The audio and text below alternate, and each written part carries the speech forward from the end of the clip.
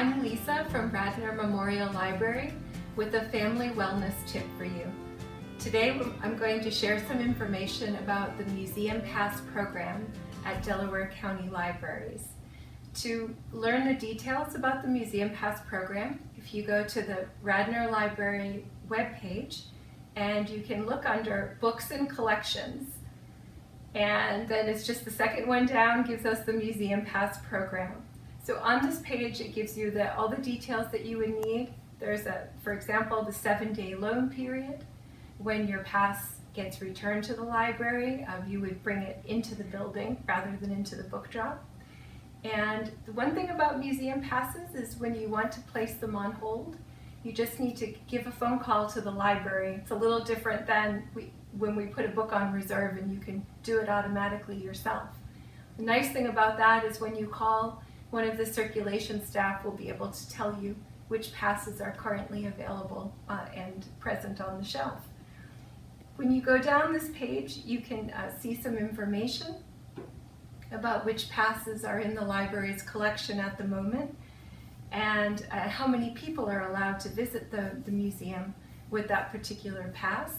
One thing you should be aware of is that because of the pandemic conditions, museum hours are subject to change right now, and we are keeping our website as up to date as we can, but of course you'd want to confirm with your museum of interest before you plan your visit.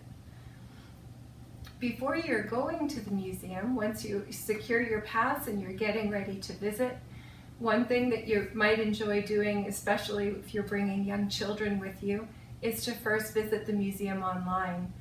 You might really have a pleasant surprise in store when you visit museum websites and see how much of the collections is available to preview before you even visit. One of the passes in our collection is for the Penn Museum of Anthropology and Archaeology. And when you visit the Penn Museum website, you come down their main page, they have a category here, Explore from Home.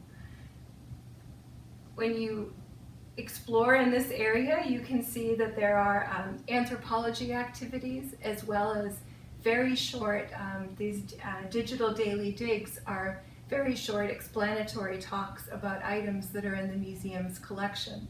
So this is a way for families to get oriented to the museum before you go, maybe to have, for example, a sense of which items you most want to look at while you're there.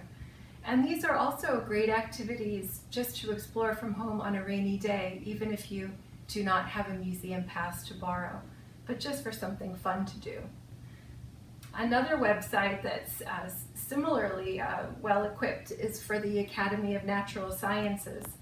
When we visit their page, you would just look under exhibits, and then there's a Science from Home. When you click on that, it will show you activities there for both the Penn Museum and the Academy of Natural Sciences. These parts of their website are constantly being updated with new activities to explore. So you might find maker activities, and typically these activities are going to be designed with keeping in mind supplies that people might typically have on hand in their home. So not too many unusual materials. You also can see a little bit of information about past exhibits.